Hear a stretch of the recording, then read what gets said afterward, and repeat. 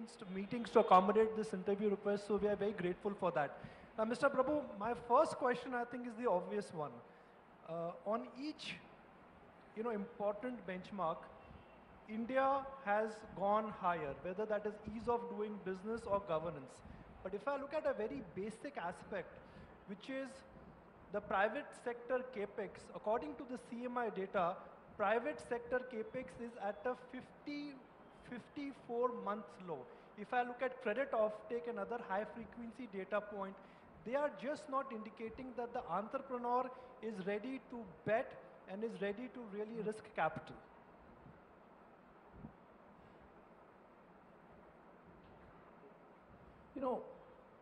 See, basically, I have always believed and I always maintained and I always said many times in the past, which I'll repeat again, that India's growth story, which is essentially driven by the private sector, because Indian entrepreneurship is one of the best in the world, and we have seen them succeeding wherever they go, whether they're in North America, whether in Europe, whether they're in Africa, or even in the other part of Asia. We have seen that they are succeeding immensely. So what was really holding back was this ease of doing business, because if you provide them a proper platform so that their entrepreneurship can come to fore and can blossom fully, that's the only way we can actually promote the new industrialization in India. And that's why we are proposing that even in the new industrial policy, which is now already under circulation with other stakeholders, is that we will remove as many regulations as possible, so that industry will be freed from the bonds of doing something which is not really productive, and they will be able to devote their time into doing the core activity which they are very good at, is doing business using their entrepreneurial skills. So doing that, we are really trying to do that. Of course, I know that there are a large number of companies who had in the past suffered because of certain issues, and we are evaluating those issues. I have been trying to meet each and every important industrialist in India on one hand. At the same time, I am meeting large number of SMEs, large number of them, all parts of India. And on the other spectrum, I am meeting all the small businesses which are just started, like startups. You will be happy to know that at each level, whatever feedback I am collecting, I am trying to take the remedial action on each of that. For example, only about last week, we had a meeting. On one side, we are having all the startups, whether they are from fintech, whether they are from life sciences, whether they are from different businesses, like for example, somebody wants to do retailing in different products. So what we did was, we got the regulators on the other side, because many times we say that the regulatory issues are the ones which startups find it difficult to comply with. But the very fact that regulations were devised even before the birth of these startups, that means the startup is an idea which is trying to take the next leap forward. And the regulation probably may not be in line with that. It may be one step behind it. And that's why, how do you make sure that the regulation does not cripple the growth, but actually fosters it? Also, how can the regulators be proactively involved with the startup community to understand their concerns and take corrective action? We cannot say no regulation. Absence of regulation is not a solution or a substitute for a bad regulation. But making a robust regulation is something which is necessary, and we are doing that. So what you are saying is absolutely right, that we are finding out what are the ways in which all the hindrances, all the obstacles in the way of startups, in the way of SMEs, in the way of industries, they are removed, so that they can actually be concentrating on doing something which they are good at, using their entrepreneurial skills to develop India. Right. Thank you for those opening remarks, Mr. Prabhu. My next question would be the obvious question, which is about fear of a global trade war. We know tariffs have been imposed by the Republican administration on import of steel and of aluminum. There could be renegotiation between the Chinese and the US. Now, India has a very large export presence, or US is a very large export partner. About 15% of the exports, they directly and indirectly go to United States. On the import front also, the number is very large. What will your ministry do to ensure that the exports which currently are low, they are protected? There is a very strong headwinds now blowing against the global trade and against the openness of the trade that was happening for the last few decades. We took the lead.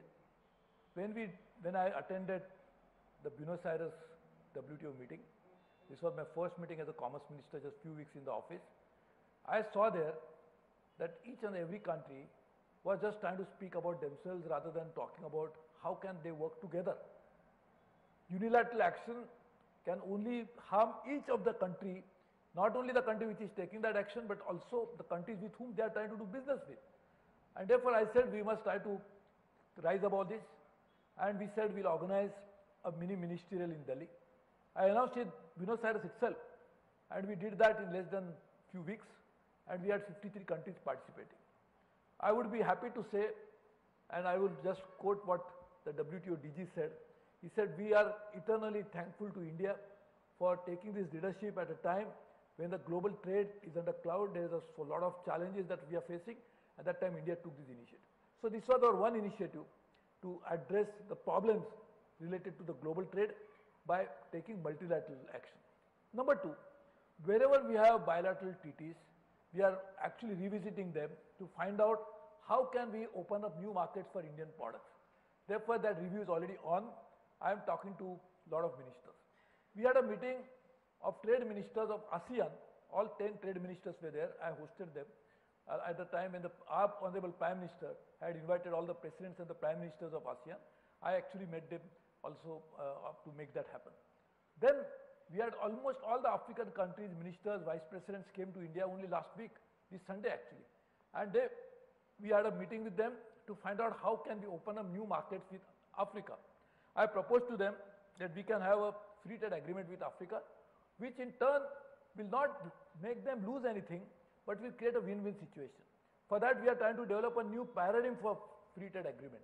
Because we normally say that everything has to be front-ended. We can work in a way that those markets will be opened up slowly, Africa will develop, and therefore Africa develops, market expands, and market expand will also benefit along with the Africans. So this is what we are trying to do.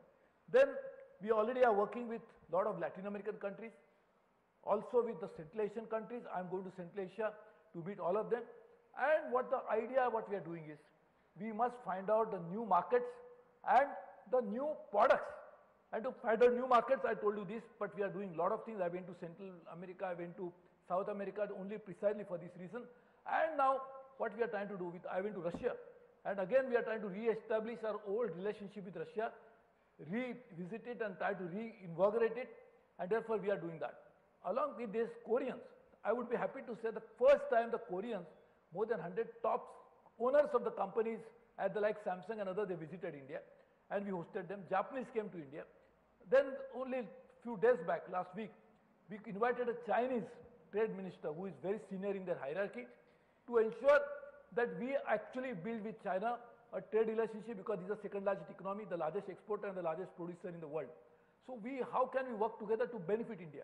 I am happy to say, and it is mentioned in my agreement with the Chinese, that they will balance the trade over a period of time, and for that they will provide market access to India's goods to Chinese country. For that they will do two things: bring the regulators of China so that this becomes a regulatory hurdle is crossed.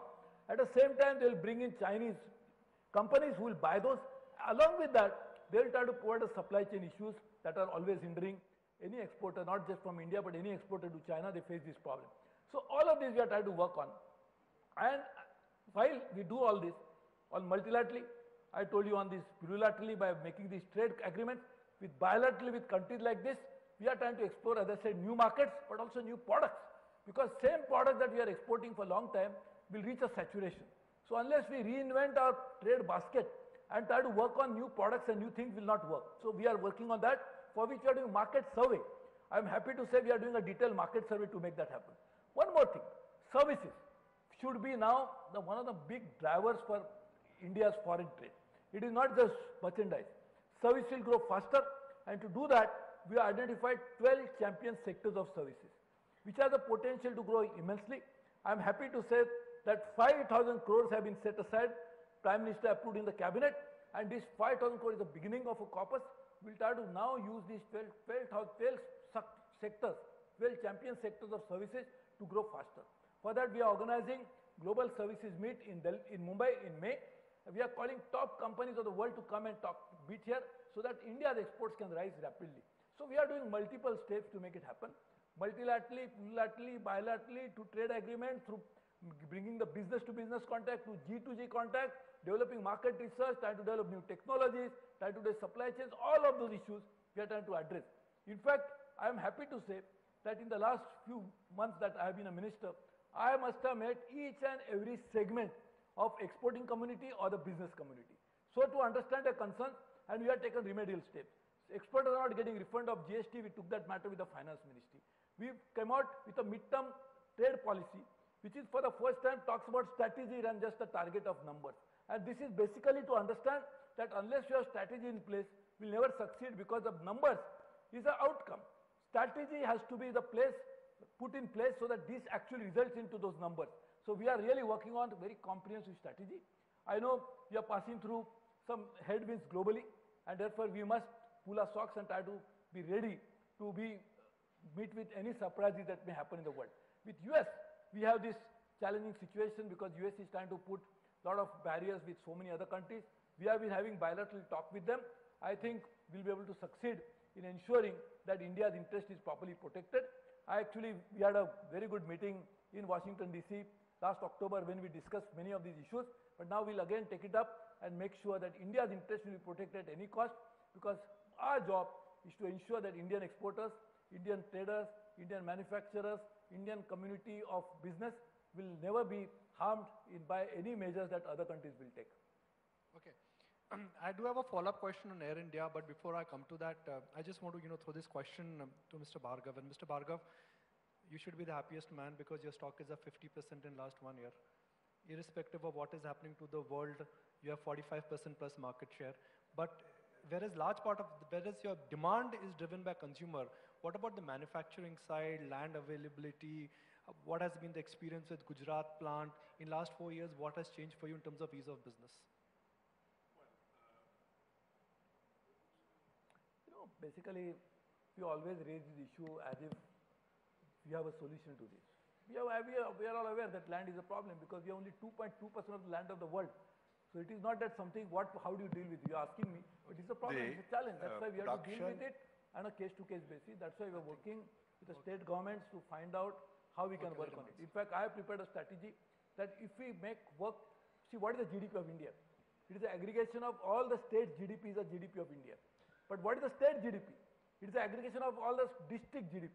So if you make all the districts produce more output, whether it is services, agriculture or manufacturing, 3% more than what they are producing today, and at the normal growth that we are contemplating, India's GDP will rise by 3% more than normal. And that is what we should try to do to ensure that districts are made as a nodal point for making it. So therefore, we want to make sure that each district will be now measured in terms of their successes. For that, a lot of work needs to be done. All the states will have to be on board. So I had a meeting of all the state chief ministers dealing with this. And luckily, there has been an overwhelming response from the states.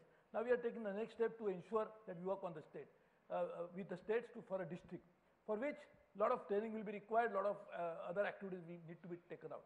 But also we are trying to develop a matrix whereby each district can be measured in terms of ease of doing business. If all districts start doing ease of doing business, many of the issues that you talked about are very local in nature. We cannot solve these issues by sitting in Delhi or not even sitting in a state capital. So unless we take district on board, because ultimately where is the factory located? You talked about manufacturing, where is it located? Is it located in my office? Is it located in Chief Minister's office? It's located somewhere in the district. So unless you actually make that as a nodal point and action begins there, it's not going to address. So we are trying to work it, rather than globalizing a problem, we are trying to localize it and find out a localized solution to make sure that we address this issue. Okay. On the manufacturing side, we are very keen that it should increase. I have been having continuous meeting with all these trade organizations because they are the ones who are supposed to manufacture. They are the ones who are supposed to produce. And I'm happy to say there has been a very good response. The top manufacturers of the country have come around and said that we'll like to manufacture it. So we are providing them ideas, to providing the inputs, and we are preparing a plan for $5 trillion economy, in which at least 20% of that GDP which should come from manufacturing. That would be $1 trillion. So where that $1 trillion will come from will actually being done with the consulting with industry, because I am not the one who is manufacturing anymore, because government has come out of manufacturing virtually from all sectors. So unless the private sector comes forward and takes responsibility as well as drive this process of manufacturing in India, this will not happen. And that's what they should do it. That's what they have been demanding it. That's what all the so-called reforms are all designed for that. And having done that, now we should not just question the government, but ask and work as the team to make sure that we actually make this $1 trillion of manufactured goods. In that, Right. we are also focusing on, while we modernize the existing industries, we must also focus on ensuring that our focus should not be lost and we should not lose the vision of manufacturing something which is needed and desired for the new economy of the world. And for that, new industries. And therefore, we are talking to top countries having those technologies Right. and trying to work with them as partners. I don't want to tell you the name of the companies, but some of the top companies of the world who have not even started manufacturing some of those products in their own country are talking to us. We are trying to provide a G2G umbrella support so that this activity will be carried out with lot of push from the government, from either side, for both the governments, but at the same time private sector from both the countries will also take the lead. So this is what we are trying to do to make sure that industrial activity increases. We are trying to address these local problems at a local level so that we actually ensure that entrepreneurs are free from getting into all the issues which are really unproductive. Okay. Thank you, Minister Prabhu.